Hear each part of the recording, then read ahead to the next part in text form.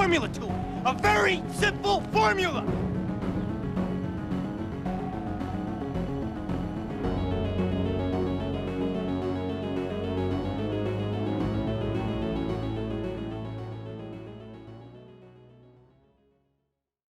Podcast. Welcome to another episode. I think this would be episode number 12. I think number 12. I don't know. That doesn't really matter right now.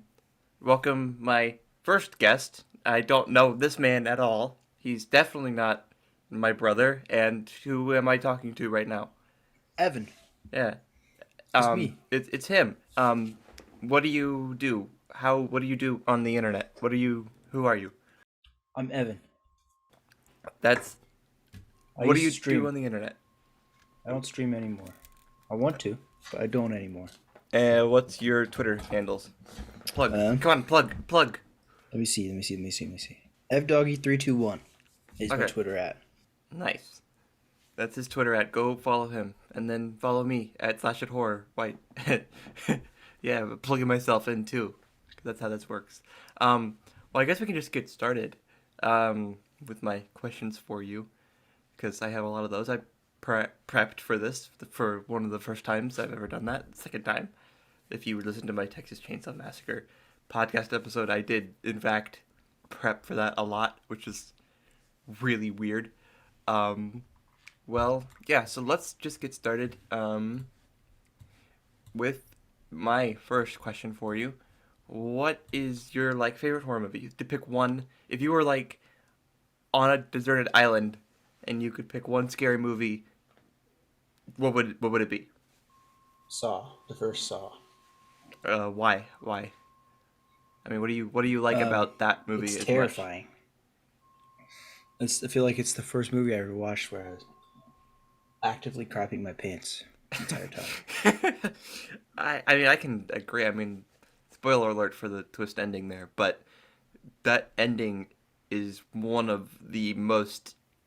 That is a James Wan twist if I've ever seen one. I mean, that whole movie is not only just that first movie, but then it spawned 9 sequels, I think. And if you include Spiral, which I do, there's 9 sequels to that, and it single-handedly created the torture porn era of horror movies. But so what do you what entices you about that movie that would would name it your favorite horror movie of all time? Creativity of it. The traps. The way that it's not just a guy murdering someone. He gives them a chance to survive. If that makes sense. Yeah, until you get to fucking I think it's Saw 4 or Saw 5 with Amanda, or no, I think it's Amanda, where Amanda just doesn't that's she just completely forgets the whole point of the traps, that you could get out of them if you wanted to. That's a whole different podcast episode when I'll get you on the Saw 4 podcast where we have to talk about that. Well, yeah, I mean, that movie it came out the year I was born, and it pretty much entirely changed horror movies forever, but after that, because by that point you get Halloween 2, or not Halloween, Halloween the remakes with Rob Zombie, and that really truly entered the era of just head crushing and swiping people off of buildings and breaking people's bones and arms and legs. That really started that we wouldn't even we see the reminiscences of that even all the way to now with Spiral almost 20 years later. We still have that same issues quote unquote, depending if you like it or not. And I think that's what makes this it makes this the genre of torture porn, the subgenre, I guess, it makes it much more, I guess in a way it's changed and now we're kind of cycling backwards. I don't know how you like with Candyman and Halloween, the new Halloween movies, and um, hopefully eventually a Friday the movie. So do you think that the future of horror is slashers with Scream, Candyman, Friday, Nightmare, or are we going to see another huge resurgence in Saw type breaking bones and blood pouring out of every orifice in someone's body? Because I don't really know what I think, and I'm interested to see what you think. No, I think the next big thing you can already kind of see is like elevated horror movies. I think that's the instead of slasher, because I feel like people are maybe sick of just typical slashers. If that makes sense. I think in a way, especially with at least the way that they promoted the 2018 Halloween, they did show a lot of they tried to incorporate a lot of the themes and ideas of a of elevated horror into a slasher. I mean, they did that with Candyman, the newest one. They did that with I don't know if you count Us as a slasher, but you can kind of sort of count it as a slasher. I think with that movie, it's all. I think personally, I think we'll see a mixture of both, where there will be it's like a Venn diagram where these things overlap in certain ways, but then you'll still see your remakes of Slumber Party Massacre or like another Strangers movie or those kinds of things. I think eventually we will see those kinds of movies circle and kind of collide. Mm-hmm. Um, so yeah, let's move on to my next question because that was all one question that I have written down. I like when we kind of improvise a little bit. I like that kind of thing. Um, well, so what is your favorite horror movie experience? Like one of the things that when you think of horror movies, you think of this. Like what is that the pivotal moment? I know I just said this, but watching the Saw movies with you. Like the whole Yeah, series? when we watched all 9 of them. 9, yeah. And then we saw Spiral together too. Mm-hmm. Um, well, yeah, I mean, honestly, I know those movies get a lot of flack, but that's like the soap drama It of felt like we horror were. movies. It felt like we were binge watching a show. That's what it felt Yeah, like when we watched all of them together. which it's kind of what they were because they came out almost yearly, if not Yeah. every other year, for the 9, 10-ish years that they were out, and it definitely is very really truly a soap drama that ultimately leads in a really weird spoilerific direction, with a certain twist at the very end which actually, this is a little bit of news for anyone who got this far into this podcast episode. They actually are in talks for a Saw 10. That is actually a thing that's happening which will directly follow up to what is it called, the final chapter, or Saw 9, whatever Saw 9, the one with before Jigsaw, before Jigsaw came out. Mm-hmm. The very end of the soap drama era of Saw movies, they actually are in talks to continue that storyline with the twist ending. And I'm excited for that movie, and I hope that we get that. That'd be very pog. Because I think we will get. I don't know. I've wanted that since the first time I saw that ending, and I'm hoping that eventually, with the success of Spiral, we can get that to happen with those writers and directors and things. But yeah, I mean, watching Saw with you, that was kind of one of the beginnings of really liking a franchise of movies. I mean, I had liked Halloween and Friday at that point, but watching all of them, I really had never done in rapid succession like that. Uh huh. Um, And we that and We had COVID when we did that. Yeah, that is So we true. were, That makes it a little bit more makes those movies probably make a little bit more sense than if we were completely we weren't all together. we were kind of already messed up just like those movies were. Um so what was the first scary movie that you could that you remember seeing?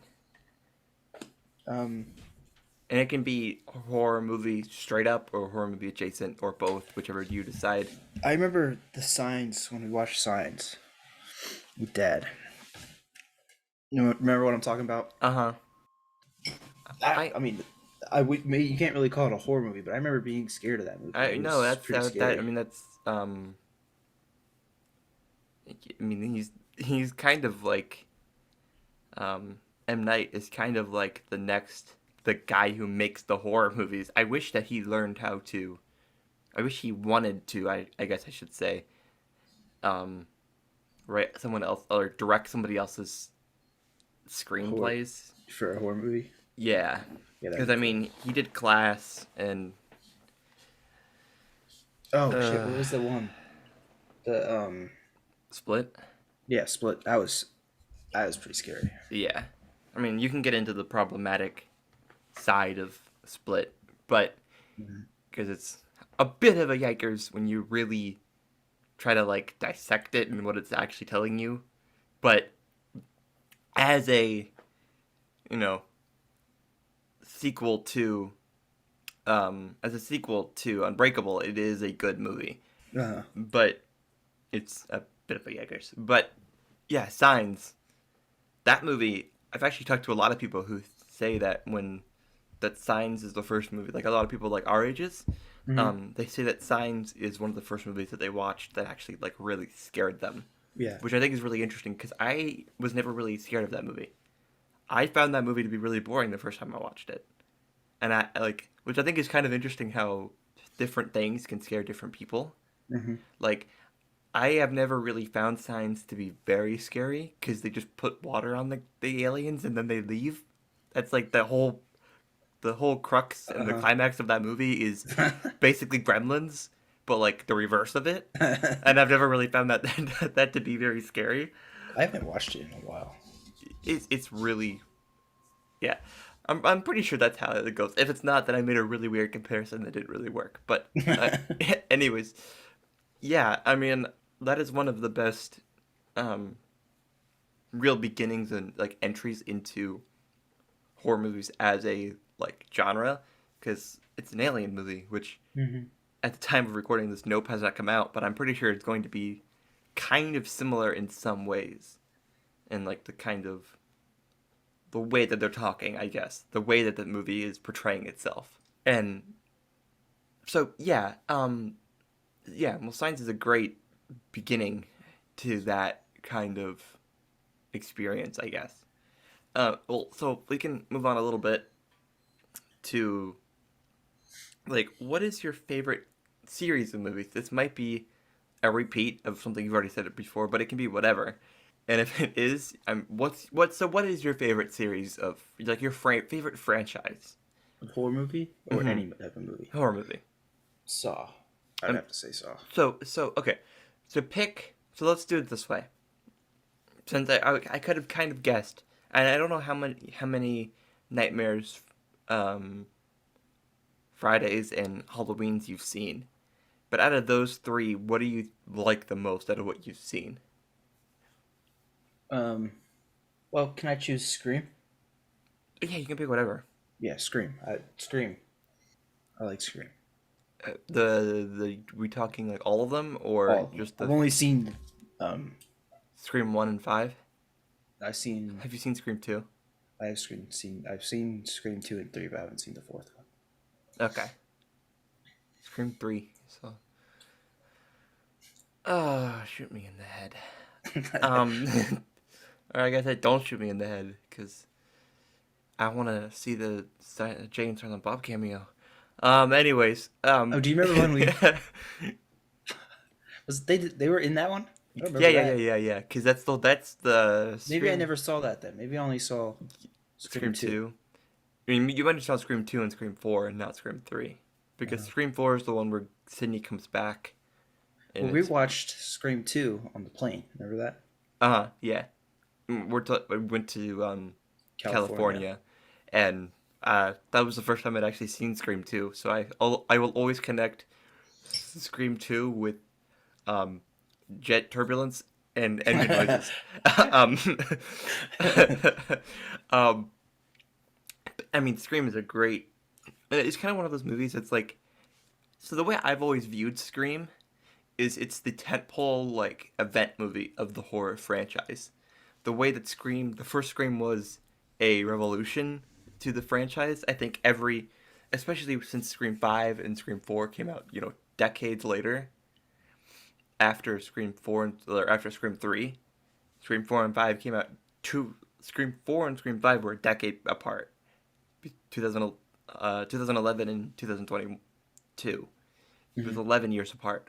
And I think one of the most, like, the things about those movies is they are the tentpole, hey, look, let's do a quick overview of what horror movies have been in the last decade or the last. And that's, I have faith in Radio Silence on what they can do in the future of, like, Scream, but I don't think that the level of, like, the level of hype and the level of excitement will not be the same for Scream 6.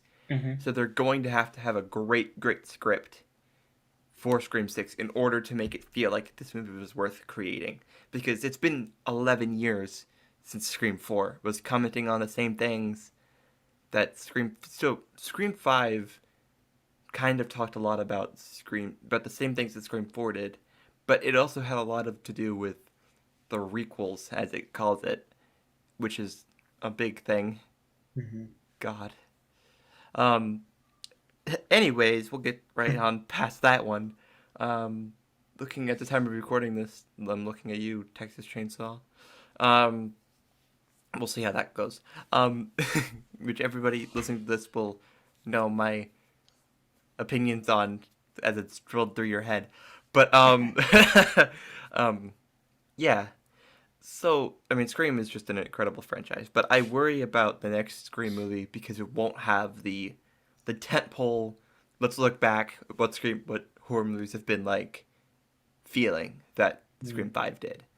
And maybe I'm worried because we love the characters, but I don't know if these characters can fully survive a 6, 7, 8, 9, 10, 11, 12 sequel like franchise, which I think is kind of the important part. So, okay, so we'll move on to my next question for you. So what is your favorite like horror director out of Wes the Carpenter. the Wes Carpenter? Yeah, good Mhm. one. That's a Scream reference for all you little people out there. Um, because some people who haven't like watched Scream like intensively probably have no clue what that joke was and thought that you were just like Being an idiot. being just like a complete idiot. But like, yeah, for real, who is your favorite horror director? Uh, I want to say John Carpenter. Why? What makes you like his movies more than like say Wes Craven's? Um, I, I want, my first answer honestly was Wes Craven, but I haven't seen many of his movies. I've only seen Scream and Nightmare. I've seen more John Carpenter movies. And I think he has a better, I don't know, Filmography, uh, or do you mean like sense of style? sense of style. I like the style of his movies more than Wes Craven's. I can definitely I can understand. For me, John Carpenter has the sense of the quiet and reserved. With Halloween, I mean that's all that Halloween is, the original Halloween. But Uh, I think that Wes Craven can make the camera do the like scariness, if that makes sense. Like he can make the camera work terrify you subtlety without you knowing it. But I think John Carpenter knows how to direct a movie where the bad guy is on the screen, if that makes sense. And it's not like a feeling, like an inner feeling. But then you talk about his composing, and that's a whole different ball game. I mean, jeez, I don't know how you do that. Wow. But yeah, I mean, you can even go. I mean, there's a lot of horror directors that are like kind of technically underneath, but aren't like in the big few. I mean, you have James Wan, he's becoming slowly and surely becoming one of those. I mean, he's like the originator of the Conjuring franchise. He's Malignant, Archive 81 on Netflix. He directed, which you can, if you have Netflix, you can go check that out. And then you have even people who were back then when, like, for Halloween 2, you have, like, Rick Rosenthal directed Halloween 2, and pains me to admit, he also directed Halloween Resurrection, and, like, how do you go from directing probably the second best movie in the franchise to directing the worst movie in the franchise, no debate whatsoever? Like I've never once in my life expected to see Buster Rhymes telling Michael Myers to, what did he say? I haven't put it in the words of Socrates. Trick or treat, motherfucker. or when Buster Rhymes calls Michael Myers a killer shark. I think that's a killer shark. And it's a little bit overdone. I think, personal opinion. It's also like when in Halloween 2018 when Laurie Strode is repeating the same darkness shot from the original, but instead she's Michael and Michael Myers is sitting in the kitchen, and her face slowly gets like undone, like the light slowly starts shining onto her face, and she goes, "Trick or treat, Michael." It's let's never say those 3 words in a Halloween movie ever, unless it's 3 little children knocking on a door. That's when we can say trick or treat. If you are a grown woman saying trick or treat, you are basically becoming an action movie at that point, and that's a huge yikers in my book. So weren't they still Halloween? Halloween. That's a reference to Halloween 3, which is actually really, really high up on my list. I love Halloween 3 more than most sequels. Only sequel that we'll talk about my rankings in a different video, but oh my god, I love Halloween 3. So I don't even know if you'll actually have an answer for this question, because I don't know how many horror books you've read, but what is your favorite horror book that you've like ever read? Would you call Shutter Island horror? I actually was gonna guess that you were gonna say this. I would consider it horror adjacent. So yeah, the way that it's more suspenseful than the way scary. that you like count like I count The Silence of the Lambs as a horror movie. It's horror adjacent as much as it needs to be in order for me to classify it as a horror movie. I understand why people would classify it as a thriller, but thrillers and horror movies are pretty much the same thing, and I think a lot of people don't understand that. But yeah, Shutter Island. I'm not going to give away that twist because I really like that. If movies are more your speed, definitely go check out Shutter Island with little-known actor Leonardo DiCaprio and other really, really not at all known actor The Hulk. Mark Ruffalo, star of Zodiac.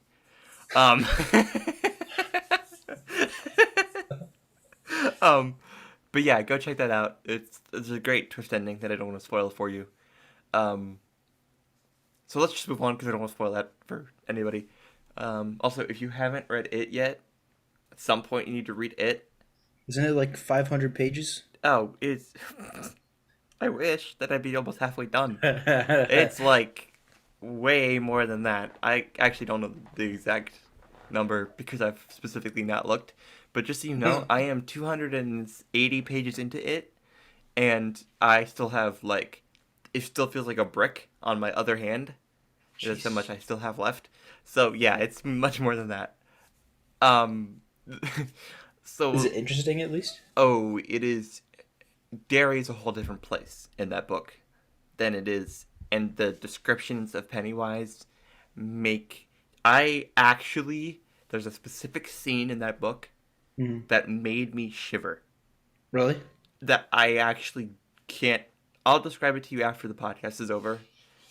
It legitimately made me terrified. The only reason I'm not describing it on this podcast, I hate when podcasts do this, uh, because I don't want to spoil it for you if you do want to read the book, um, because it's incredibly like just bone chilling. Oh God. Um, let's move on to what is your like favorite horror movie villain? Like who would you describe is like when you think of horror movie villains, who do you think of? Michael Myers. And when you think of do you think of like OG Michael Myers, like Nick Mm-hmm. Castle Michael Myers, or do you think of like Dick Warlock in Halloween? I think too, or even further down the line with like Halloween 4, H2O, the newest one. You think of the OG that style or Halloween 2? Um, yeah, like Halloween 2, Michael. I like, I like, I guess Halloween 1. He has no backstory. He just kills people. Yeah, You know what I mean? Like he has a backstory. His backstory is that he just kills people. You know what I mean? yeah, He's I like know. the evil. I don't know. He's evil incarnate in Yeah. Dr. Loomis. Sure, make sure that you know that he's evil incarnate. Six Six times. times. He shot him 6 times. No, um, I mean, that is one of the most scary parts about that movie. And I think though, so here's something that I think is really, really that Halloween 2 does better than any other sequel. Halloween 2 creates this atmosphere that truly makes Michael Myers the Shape. In Mm-hmm. the first Halloween movie, Michael Myers is Michael Myers. And I don't think until after he escapes from the end, or doesn't escape, depending on what timeline you want, um, I think until after you get to that point, I don't think there's a single, like, he's not the Shape until after he escapes falling down from the thing, and then Uh, he's like walks through Haddonfield afterwards. That's when he becomes the Shape because he's stalking just people, and he's hmm. stalking and killing just random old people and random teenagers and everybody in the hospital. He's just killing because he's the Shape now. He's wanting to kill you, and he doesn't Hmm. really care who you are because he's looking for his sister. And I think that's what truly makes him scary. I I think personally, I think that so Halloween is the better movie. Halloween 2 he is more scary because there something about the way that Rick Rosenthal created the environment around the hospital in that movie Hmm. is just incredible to me. There's many shots that it's all of the little like the little quiet moments of that movie that just freak you out. Like there's a scene I don't know if you remember where it's security cameras. It's like on a monitor, and in the security cameras you see Michael Myers just walking down the hallway. Which And one is this? Which Halloween movie? 2, Oh yeah. hospital. This is when you actually figure out that Laurie Strode is their sister. Uh, Yeah, which actually that's not technically true. If you watched the the TV cut on um, USA back in 1980, 1980, 1981 really? ish, because they actually reshot scenes. This is a little bit of info trivia. So they actually shot um, more scenes for the original TV cut, like for the original movie, they shot for the TV cut because they had to cut back on the nudity, and they filled out the runtime. So there's a whole scene where Dr. Loomis is talking to the court in like the court of like people in Smith's Grove. Mm-hmm. There's a whole scene where you actually figure out that that Laurie Strode is the sister. It's actually like written like hard carved into the door. And so actually that so that you actually do technically know if you saw the first Halloween, but like if you saw that cut of it. But yeah. So I think so that was a long tangent about Halloween too. But yeah, there's so many different like just villains that you can that would be kind of fun to be. I'm not even gonna kid like Jason. I'm not gonna say Freddy because Freddy's, Freddy, and you know Freddy's backstory, and I'm not gonna say that Freddy would be a fun villain to be, but like take out all that stuff, and he would be a fun character. Like if you had to pick a villain, I think he would be the one. Yeah, I don't know. Well, Freddy Krueger is a whole bag of worms that I will not be opening right now. He is literally a bag of worms. He can be a lot of things. um, so okay, next question. Which villain would you rather be? And I kind of hinted at that question. Which one would you rather be? Freddy Krueger. I hate you. Yo, imagine you can just sneak into people's dreams and just fuck with them. You don't have to kill them. You can just fuck with them. Like if I could be like post-death Freddy Krueger, I would have fun. It's everything pre-death Freddy Krueger that I don't like. I don't want to be child molesting, child murdering. No, thank you. I am not interested in that version of Freddy Krueger. Okay, next question that I actually also think would be really, really kind of interesting for you to kind of rack your brain on. If you could rewrite one horror movie, which would it be and what would you write? And I mean, take this, like if there was something that you hate about a horror movie, what would you change about it? If I had the chance, so I'm not gonna do it by movie alone. I'm gonna do it by the whole franchise. So, Nightmare. If Freddy didn't turn into the Freddy Krueger that he is, like the MTV Freddy, the quip bit, Freddy. If he was more serious in tone, I feel like those movies would be scary, super scary. Have you seen A New Nightmare? No. He's scary in New Nightmare. He's much more the original Nightmare. Really? In A New Nightmare, because it's hard to explain. It's the spirit of Freddy Krueger. So here's the question: what would you make? Like, what would you create to add on to the legacy of? Like, what would you do to make him more scary? Less quips, obviously, and he would fuck with people more than he does. Like in the dreams, in the dreams, he would, instead of my Freddy, he wouldn't just kill them. His whole goal wouldn't just be to kill them right off the bat. It would be to scare them a little bit. Which kind of like Monsters Inc. screen container them. Just kind of terrify them a little bit before he murdered them. And I think one thing that I wish they had done earlier on in the series with Freddy vs. Jason, they kind of incorporate the idea that he needs to be scary. Like, they need to be scared of him in order for him to have the power that he does. And they kind of talk about that a little bit, but not to the degree that it is in Freddy vs. Jason. Like, that's the whole crux. Talk about bad dialogue. that movie, there is this one. It's at the very beginning when they first start fighting in the real world. After Freddy's been pulled out of the dream world and he's in the real world. Mm-hmm. The girl in that movie, I forget her name. I forget the character's name. She's holding on to like her boyfriend, and she goes, "Freddy versus Jason, take your bets or place your bets or something like that." It's place your bets.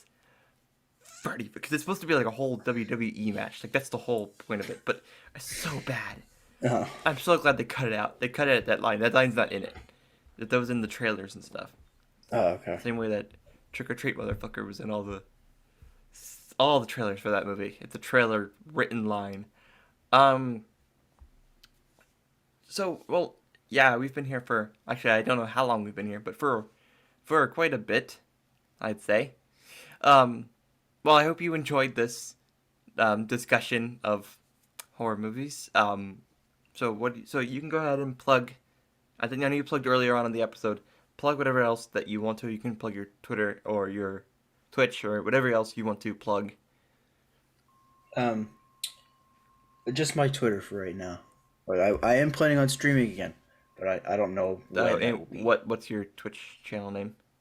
I don't know if I'm going to stream on Twitch. I might go to YouTube. Oh, nice. Yeah. So what's your YouTube name? I haven't made it yet. That's what All I'm right. saying. Well, Yeah. go is a and secret. follow. Oh, secret. People on here. It's the first insight into your future streaming career. So go ahead and plug your Twitter again, your Twitter handle again, just so everybody can follow you. evdoggy321. Okay. At Dougie321, go ahead and follow him and follow me at @slashithorror for all of this kind of thing.